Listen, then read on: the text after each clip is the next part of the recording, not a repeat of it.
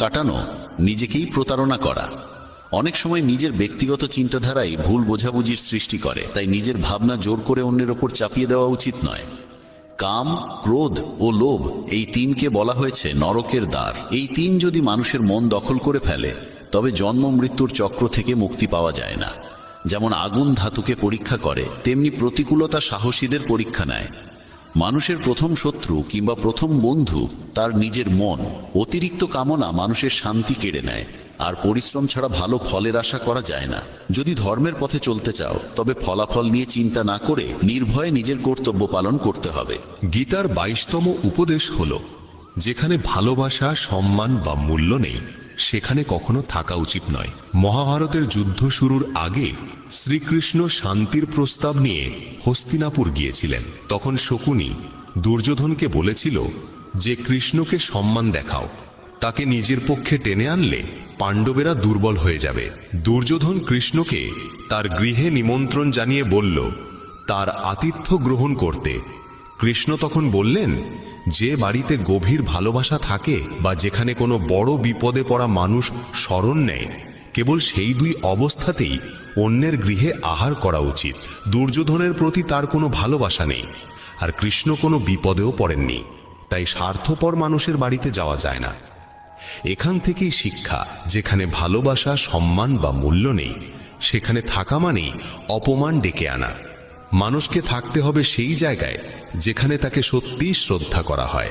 গীতার 23তম উপদেশে বলা হয়েছে, মূর্খ ও দুষ্ট মানুষের কাছে জ্ঞান দেওয়া উচিত নয়। তারা তা সহ্য করতে পারে না, তাদের অহংকার আহত হয়, আর সময় এলে তারা সেই মানুষকেই ক্ষতি করে। মানব জীবন অত্যন্ত মূল্যবান, তাই এটিকে বিফলে নষ্ট করা ঠিক নয়। এমন কর্ম করতে হবে যা ভবিষ্যৎ প্রজন্মকে পথ দেখাবে। শ্রীকৃষ্ণ অর্জুনকে বলেন যে জীবনের মর্যাদা বোঝে এমন মানুষই জীবনের সঠিক মূল্য নির্ধারণ করতে পারে। নিজেকে শ্রেষ্ঠ করে তুলতে পারলে একদিন বিশ্ব তার মর্যাদা স্বীকার করবে। জীবন অতীতে নেই, ভবিষ্যতে নেই, জীবন আছে এই বর্তমান মুহূর্তে, তাই বর্তমানটিকেই আনন্দে বাঁচতে হবে। শ্রীকৃষ্ণ বলেন তিনি তার বহু জন্মের স্মৃতি মনে রাখেন, কিন্তু মানুষ সেই স্মৃতি ভুলে যায়। মানুষ নিজের জীবনকে যোগ্য করে তোলার মাধ্যমেই সুখ সাফল্য অর্জন করতে পারে। ঈশ্বর জীবনে বহু সুযোগ দেন, কিন্তু ইন্দ্রিয়ের দাস হয়ে মানুষ সেসব সুযোগ কাজে লাগাতে পারে না। সৎকর্মের সুযোগ কখনো হারানো উচিত নয়। যে ব্যক্তি প্রতিদানের আশা ছাড়া নিজের কর্তব্য করে তার জীবনই সত্যিকার অর্থে সফল হয়। ভুল কাজের পর ভালো কাজ করলেও পূর্বের পাপের প্রতিক্রিয়া কোনো না কোনোভাবে ভোগ করতেই হয়। শ্রীকৃষ্ণ বলেন, সত্যিকারের যোগী সেই মানুষ যে নিষ্ঠার সঙ্গে নিজের কর্মকে ধর্ম বলে গ্রহণ করে, কিন্তু ফলাফলের প্রতি আসক্ত থাকে না। যে কর্মফল চায় না এবং অপছন্দও করে না, তাকেই সন্ন্যাসী বলা হয়। মানুষের জীবনে যে কোনো উচ্চ অবস্থান অর্জন করা সম্ভব যদি সে নিজের মনকে নিয়ন্ত্রণ করে এবং নিজের উপর আস্থা রাখে। ঈশ্বর দুর্বলতা দেন, কিন্তু মর্যাদা মানুষের নিজের মনই তৈরি করে।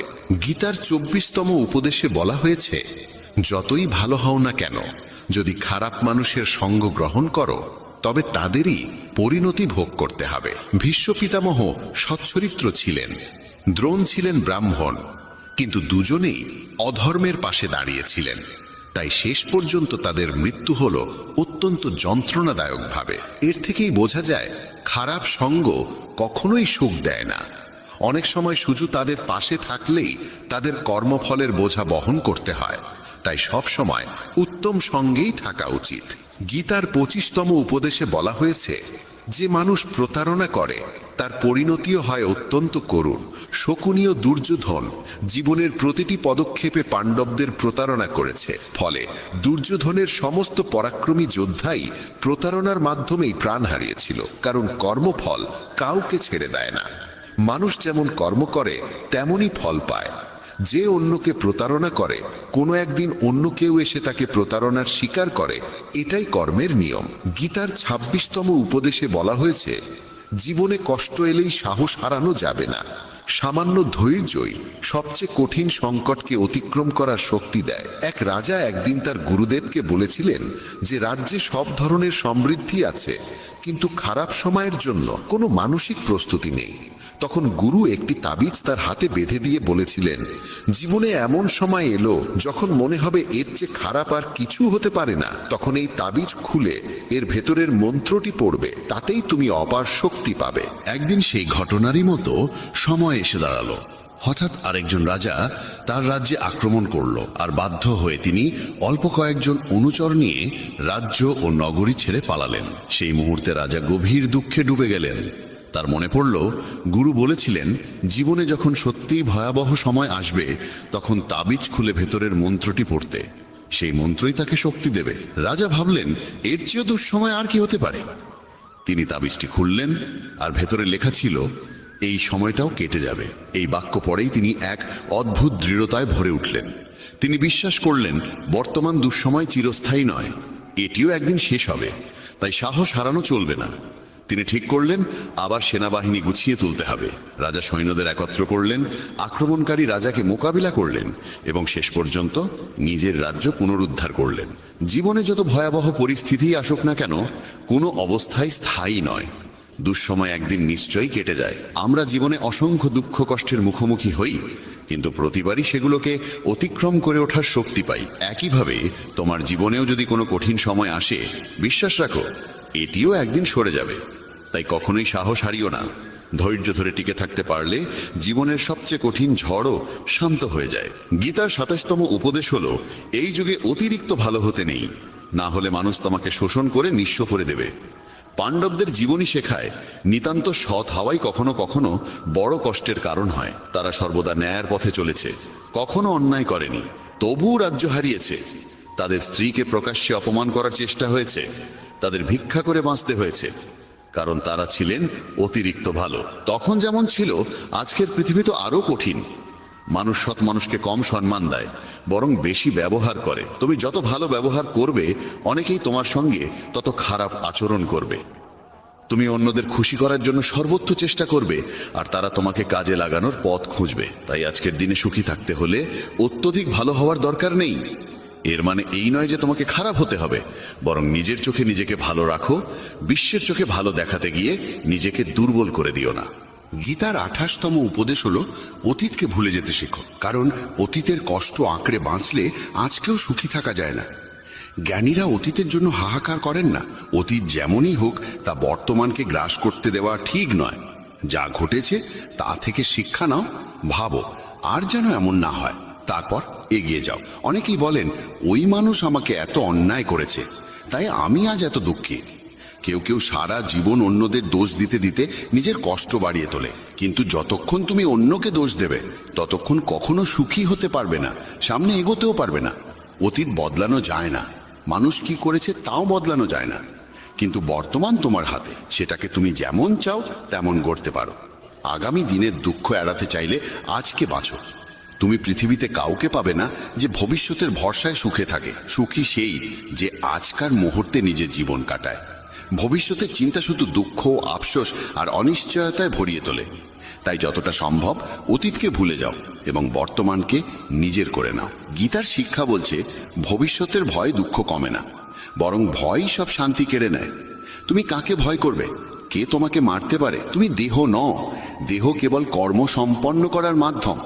তুমি আত্মা, অমর ও চিরন্তন। অসংখ্য জন্মে তুমি অসংখ্য দেহ ধারণ করেছ, আর এখন মানুষের শরীর পাওয়া তোমার পুণ্যের ফল।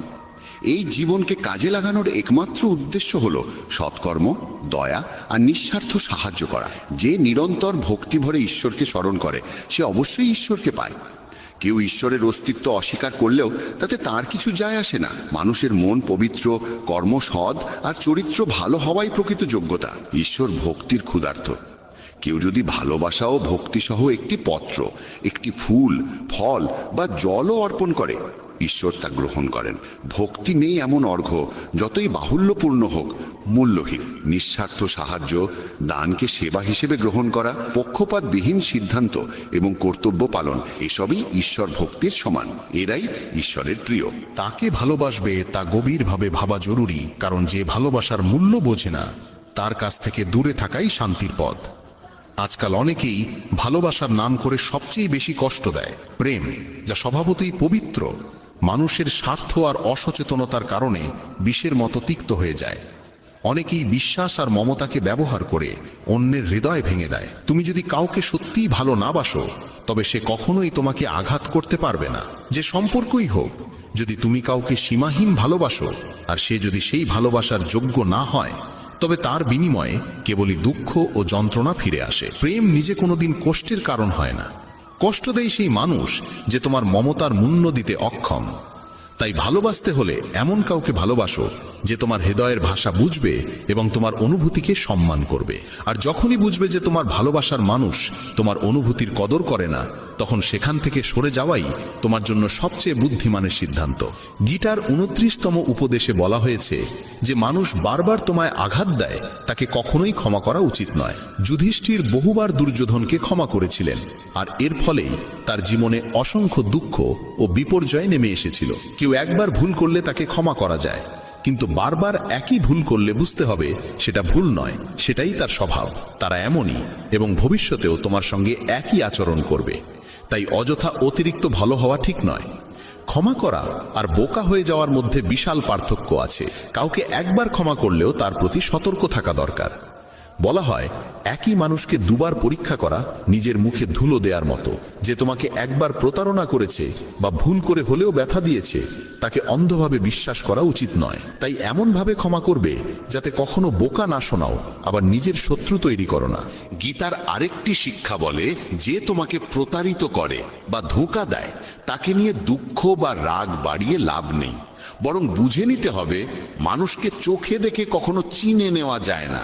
এই পৃথিবীতে মানুষ মুখোশ পরে বাঁচে। সবাই ভালো দেখাতে চায় কিন্তু ভালো হতে চায় না। কাউকে তোমার প্রতি সামান্য অন্যায় করতে দাও, তখনই তার আসল রূপ প্রকাশ পায়। কিংবা যখন তোমার জীবনে দুঃসময় আসে, তখনই বুঝতে পারবে কে সত্যিকার অর্থে তোমার আপন।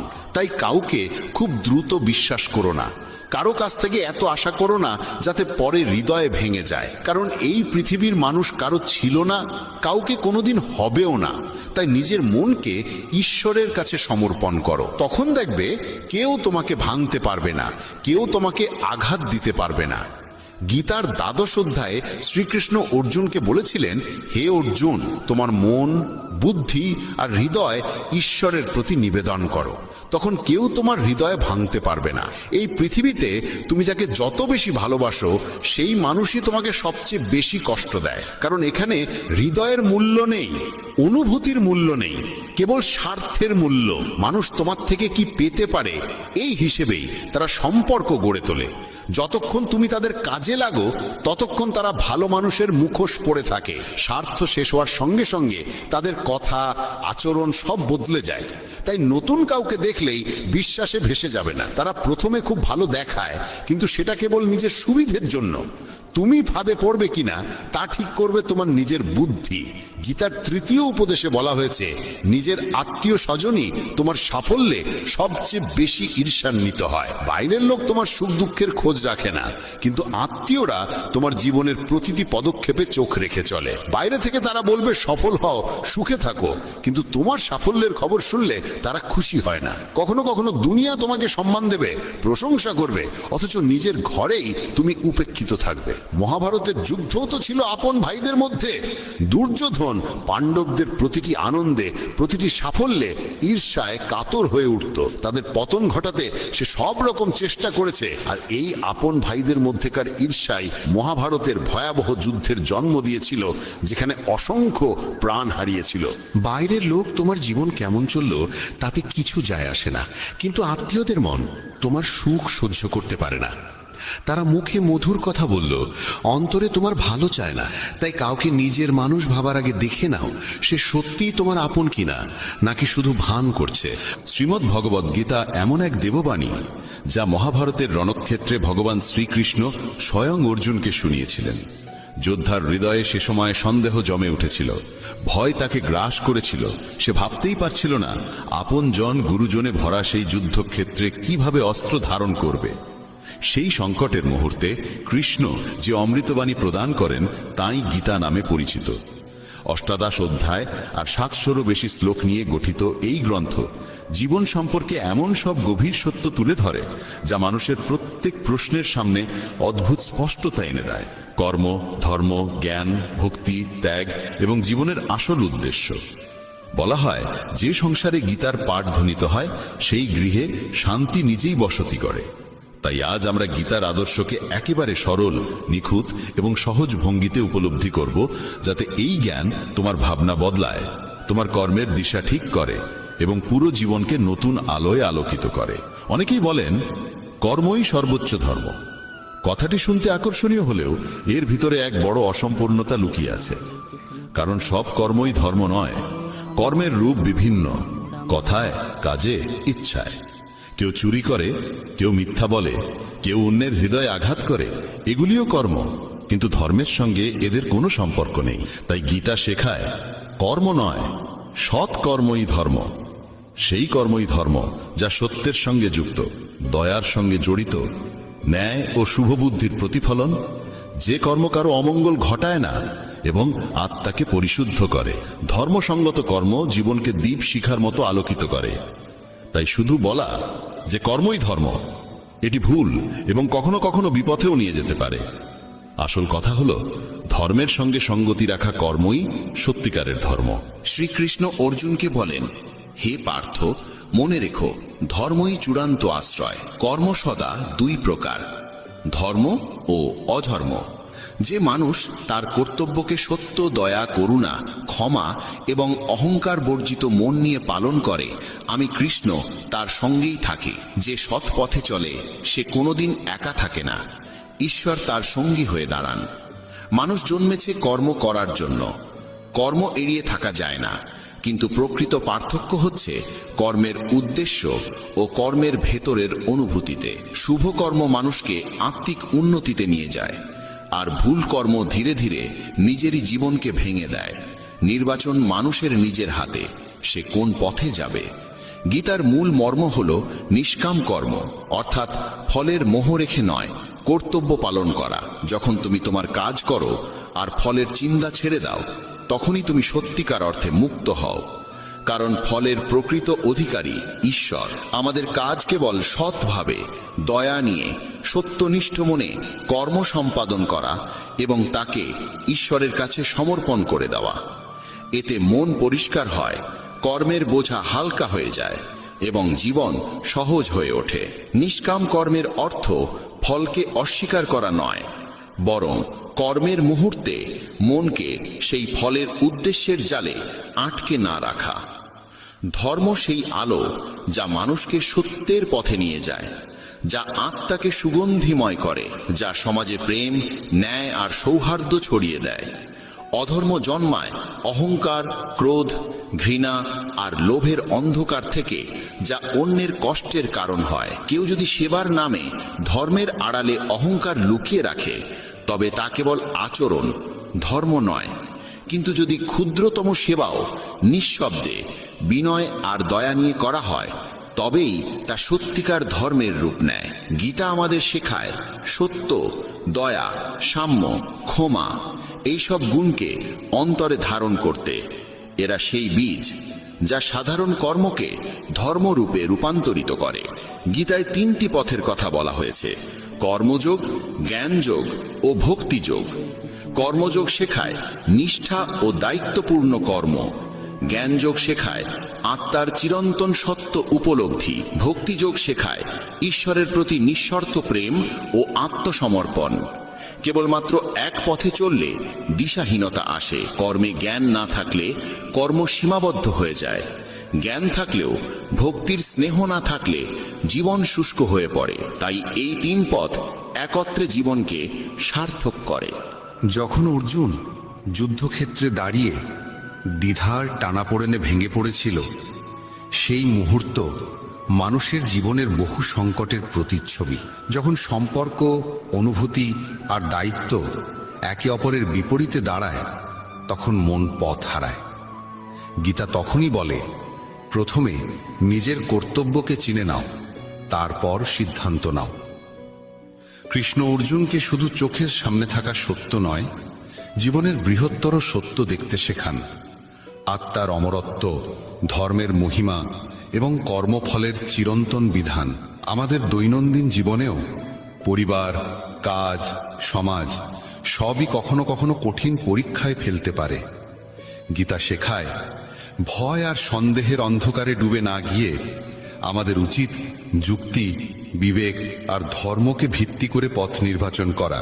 শ্রীকৃষ্ণ বলেন, যে মানুষ সত্যে স্থির, দয়ারসে সিক্ত, আত্মনিয়ন্ত্রিত, অহংকারহীন এবং সকল প্রাণীর প্রতি সমান করুণা রাখে, সে আমার পরম প্রিয়। তার জীবন সরল, সত্যভিত্তিক এবং গভীর প্রভাবশালী। এমন মানুষের পাশে আমি সর্বদা থাকি। সত্যবাদিতা, দয়া, ক্ষমাশীলতা, নম্রতা, কর্তব্যনিষ্ঠা, সন্তুষ্টি, এই গুণগুলো মানুষকে নির্মল করে এবং জীবনকে স্থায়ী শান্তিতে ভরিয়ে তোলে। কৃষ্ণ বলেন, কর্ম করো, কিন্তু ফলের মোহে নিজেকে বেঁধে ফেলো না।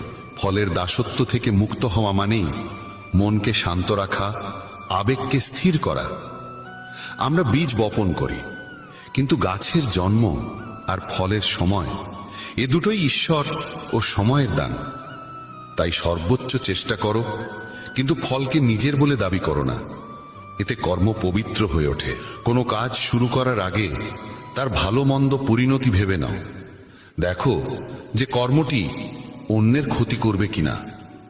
প্রত্যেক কাজে নম্রতা রাখো, ভান নয়, সত্যিকারের সহানুভূতি রাখো, কর্তব্যে সততা রাখো আর কর্মকে ঈশ্বরের কাছে অর্পণ করো। দিনের শেষে নিজের কাজগুলোর দিকে ফিরে তাকাও। আজ কি আমার কোনো কর্ম কারো অমঙ্গল করেছে, নাকি সত্যের পথে ছিলাম? এই আত্মপরীক্ষাই সাধারণ কর্মকে ধর্মের রূপ দেয়। গীতার আরেকটি মহাসত্য হল, আসল শান্তি ও আনন্দ বাইরে নয়, অন্তরের গভীরে। আত্মা নিত্য, জন্ম মৃত্যুর ওপারে। এই জ্ঞান গ্রহণ করলে মৃত্যু ভয়, সুখ দুঃখের ওঠানামা সবই হালকা হয়ে যায়, আর মানুষ দৃঢ়ভাবে জীবন যাপন করতে শেখে। প্রতিদিন কিছু সময় মনকে শুদ্ধ করো, ধ্যান, প্রার্থনা বা গীতা পাঠে। এতে মন স্থির হয়, সিদ্ধান্ত পরিষ্কার হয়ে ওঠে। ভক্তি মানে ঈশ্বরের প্রতি সহজ, সত্য এবং নিঃস্বার্থ প্রেম। ভক্তি কোনো জটিল আচারের সমষ্টি নয়, এটি হৃদয়ের পবিত্রতা। যখন তুমি তোমার কর্মকে, ভাবনাকে, অনুভূতিকে ঈশ্বরের চরণে নিবেদন করো, তখন জীবন নতুন আলোয় ভরে ওঠে। শুধু মন্দিরে গিয়ে ঘণ্টা বাজানোই ভক্তি নয়।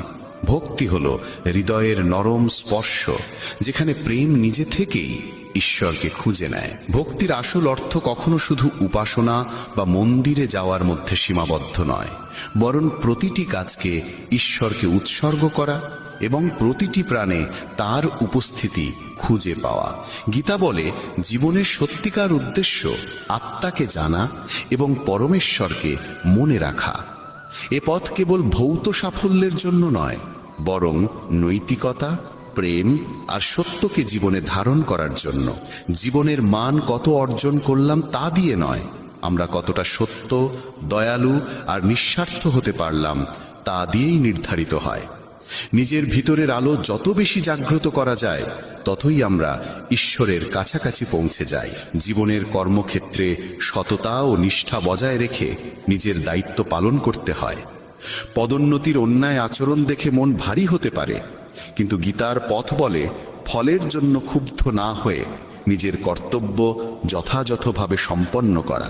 পরিবারে নিজের দায়িত্ব সততার সঙ্গে পালন করা, বাবা মায়ের সেবা করা, সন্তানদের লালন পালন করা সবই ভক্তির অংশ, যদি তাতে অহংকার না জড়িয়ে যায়। সমাজে কারো সাহায্য করলে তা যেন কখনো গর্বে পরিণত না হয়, কারণ সৎ সাহায্য প্রকৃত ভক্তিরই পরিচয়।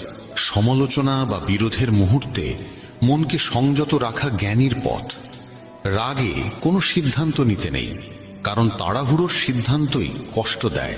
দৈনন্দিন আচরণে গীতার শিক্ষাকে প্রয়োগ করলে জীবন সহজও হয়, শান্তও হয়। গীতা শেখায়, কর্ম আমাদের কর্তব্য, তবে তা হতে হবে সত্য ও ধর্মের সঙ্গে সঙ্গত। ফলের প্রতি আসক্তি বাদ দিয়ে নিষ্কাম কর্ম করাই প্রকৃত সাধনা। সত্য, দয়া, ক্ষমা ও অহংকারহীনতা জীবনের মূল অলংকার। ভক্তি, জ্ঞান আর কর্ম, এই তিনির সমন্বয়ে জীবন স্থিরতা পায়। আত্মা কখনো নষ্ট হয় না, তাই ভয় বা সন্দেহকে বুদ্ধি দিয়ে জয় করতে হয়। যখন এই নীতিগুলো প্রতিদিনের জীবনে জায়গা পায়, তখনই গীতার প্রভাব স্পষ্ট হয়ে ওঠে। শান্তি, সফলতা আর আন্তরিক আনন্দ স্বয়ংক্রিয়ভাবে জীবনে প্রবেশ করতে থাকে। জীবনের সহজ নিয়ম হলো, মানুষ যা মন থেকে খোঁজে সে ঠিক সেই রুতেই তার কাছে ফিরে আসে। ঈশ্বরকে যদি ভালোবাসা, শ্রদ্ধা আর বিশ্বাস দিয়ে স্মরণ করা হয়, তেমনই সৌম্য রূপে তিনি ফিরে আসেন। তাই চিন্তাকে অকারণে ব্যয় না করে শক্তি সমস্যা সমাধানে লাগাতে হয়। ভক্তি মানে শুধু আচার পালন নয়, বরং অন্তর দিয়ে ঈশ্বরকে স্মরণ করা, তার গুণগুলো চেতনায় রাখা এবং তার দেখানো পথে চলার চেষ্টা করা। যে মানুষ ঈশ্বরের নাম নিয়ে কীর্তন করে, তার মন ধীরে ধীরে বিশুদ্ধ হয়, আত্মা শান্তি লাভ করে। শ্রীকৃষ্ণ বলেন, যিনি ভক্তি ভরে তাকে স্মরণ করেন, তিনি এই জীবনেও শান্তি পান এবং পরজগতেও। যার জীবনে ভক্তি নেই, তার জীবনে শান্তি স্থায়ী হয় না। এটি কঠিন বাক্য নয়, বরং গভীর সত্য। মন শান্ত থাকলে চোখে স্নিগ্ধতা আসে, জীবনে সন্তোষ জন্মায়। যারা কুকর্মে জড়িয়ে থাকে, তারা মায়ার জালে ঘুরপাক খায়। মায়া মানুষকে সত্য থেকে দূরে সরিয়ে দেয়, কিন্তু যে ঈশ্বরের শরণ নেয় সে ভয়কে জয় করতে শেখে। সমর্পণ মানে দুর্বলতা নয়, বরং নিজের অহং ও ভয়কে সাময়িক সরিয়ে রেখে বিশ্বাস করা যে আমাদের রক্ষা করার কেউ আছে। যেমন শিশুকে যখন বাতাসে ছুঁড়ে দেওয়া হয়, সে কাঁদে না, হাসে, কারণ জানে তাকে তুলে নেওয়া হবে। এমনই বিশ্বাস জীবনের ভয় কমিয়ে দেয় এবং কর্মকে স্পষ্ট করে। শ্রীকৃষ্ণ বলেন, নিজের মনকে ছোট করে দেখো না এবং নিজেকে অন্যের সঙ্গে তুলনা করো না। প্রতিটি মানুষ অনন্য, সকলের নিজস্ব শক্তি আছে, দুর্বলতাও আছে। তুলনা আত্মবিশ্বাস কেড়ে নেয়। তাই নিজের কাজের দিকে মন দাও, নিজেকে উন্নত করো এবং নিজের পথেই এগিয়ে চলো। প্রকৃত অনুপ্রেরণা আসে নিজের চিন্তা থেকে। অন্যের প্রশংসা বা সমালোচনার চেয়ে নিজের ভাবনাই আমাদের এগিয়ে নেয়। তাই বৃহৎ ভাবো, ভালো ভাবো এবং নিজের উন্নতির সাধনা প্রতিদিন করো। ছোট ছোট পদক্ষেপ সময়ের সঙ্গে বড় সাফল্যের রূপ নেয়। যে ব্যক্তি কষ্ট সহ্য করে সে একদিন সুখের স্বাদ পায়, আর যে অন্যকে কষ্ট দেয় সে সুখ পায় না। করুণা ও মমতা মানুষকে পরিপূর্ণ করে। হঠকারিতা ও হিংসা কখনো ভালো ফল দেয় না। ফুল নরম বৃষ্টিতে ফোটে, বজ্রধ্বনিতে নয়। তেমনি মন কোমলতা ও ভালোবাসায় প্রস্ফুটিত হয়, কঠোরতায় নয়। সম্পর্কেও যদি মানুষকে পরিবর্তন করা না যায়, অন্তত তার ক্ষতি করা উচিত নয়। দুঃখে পৃথিবী দগ্ধ হয়, আর সামান্য ভালোবাসাই পৃথিবীকে সুন্দর করে তোলে।